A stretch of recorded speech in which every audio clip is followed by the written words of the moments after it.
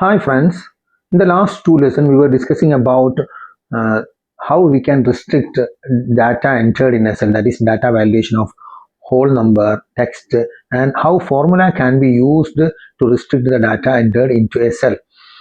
Suppose we have yes or no options or the name of the departments and such things are there, a predefined text are there, then how we can give this as a drop down list, how this list can be prepared and the user can select from each cell this drop down list. In this way we can restrict the data entered into a cell. Suppose we want to restrict the data as either yes or no. So for that we just select the cell or the range, then go to the data tab, then go to the data validation, click on this. Then here we can select, instead of any value you can select the drop down menu, the list, select the list. Then you can see ignore blank and in cell drop down. It is better to keep these two tick. So if you want to restrict the person or the user, either he has to select here. Once he selected, if it is untick, once he selected, he cannot he keep it blank, that is ignore blank is untick. That's so we keep the tick here. Then in cell drop down, that is a drop down menu is there, drop down button will be visible when you keep this in the tick position. So then come to the source, then you can type yes, no. So here input message and error alert we discussed in the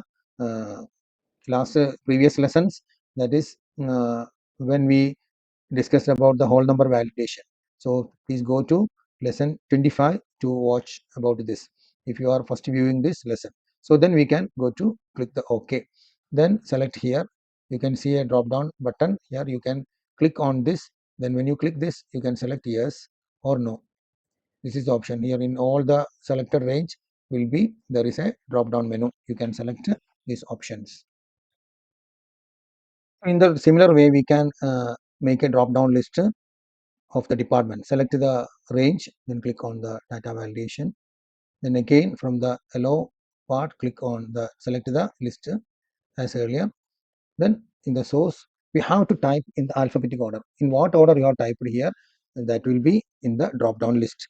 So suppose accounts,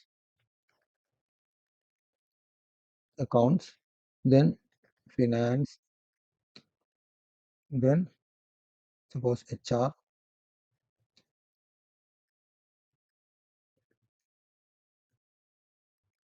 sales.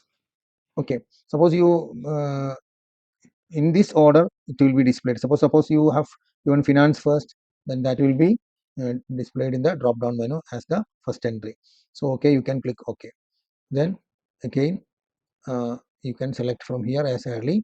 So this is the another way to have a validation. So it is very easy. So we already have predefined data to be selected, we can use this. Suppose we have a large list of anything, suppose then it is very tedious to type the list in the uh, list source. So suppose we have a file, that is this to be typed in the list. It is very difficult and time consuming, and also it is very tedious to make it alphabetic order. Suppose we have a list here, master list in a sheet, then how can we do that? So here this is the range we select, then go again data, click here, then select the list. So you may untick the ignore blank. If it is untick, what happens we can see. Then instead of typing here, we just click here.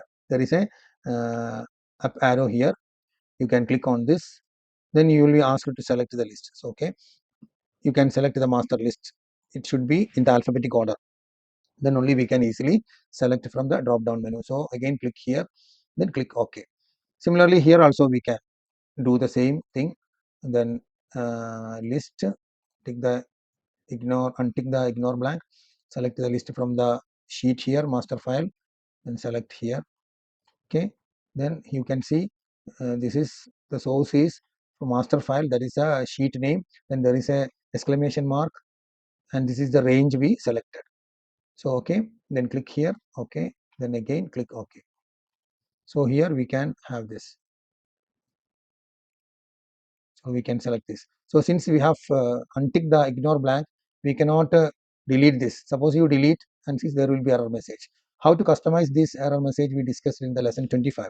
While first we discuss about the whole number validation. Okay, here you have to select one. We untick the ignore blank. So suppose the accounts is here, we have a sample account here. Suppose we have from the drop down menu we selected this. Then what we do is, suppose we have to filter this. We want sales. In the filtering option we have discussed this in the previous lesson. You can suppose sales, only sales value you have to. Then you select this, right click and select the filter and filter the by selected value. Click it here. So only sales here we can have a ledger of sales from this. Suppose we want the total here, we cannot use sum here because when the sum is used, by filter, the sum will also be filtered. We cannot see the sum value. So what we have to do is, so for know more about filtering, you watch the lesson 11. So here we click here and clear the filter. Then we can type here, that is a subtotal. Then subtotal, there is a syntax function number reference. That is function number is for sum. We discuss only sum here. Sum, that is 9. You have to type 9, then put the comma. Then reference. Reference is the range. You have to select the range here. Then press enter. So here you can copy this to here. Now when you apply the filtering, select, click here, then filter. Then by select the selected cell value, filter by selected cell value. Click here.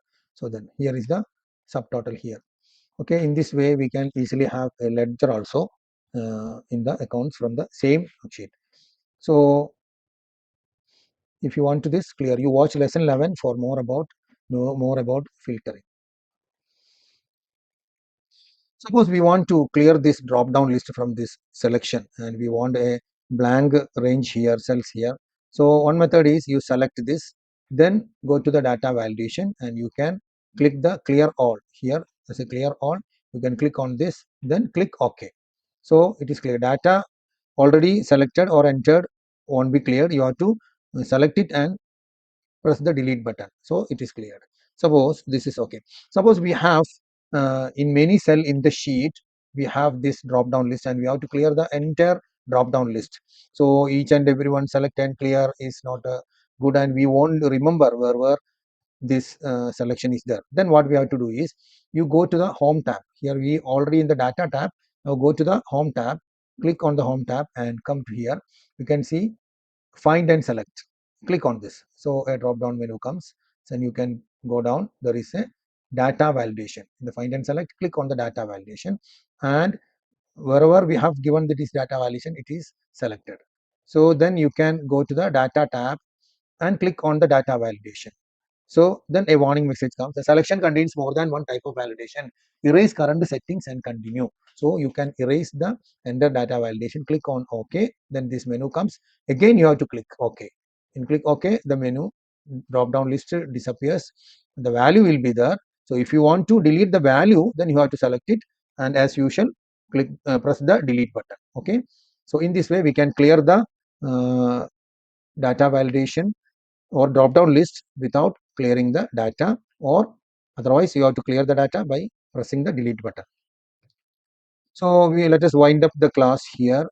We have in the lesson 25, 26 and this lesson discussed about the data validation, whole number and text validation, and some the drop down list also. It is a part of data validation. And next time we are going to discuss about the date validation, which is very important, and we will see again in the next class. Thank you very much for watching the lesson. Goodbye.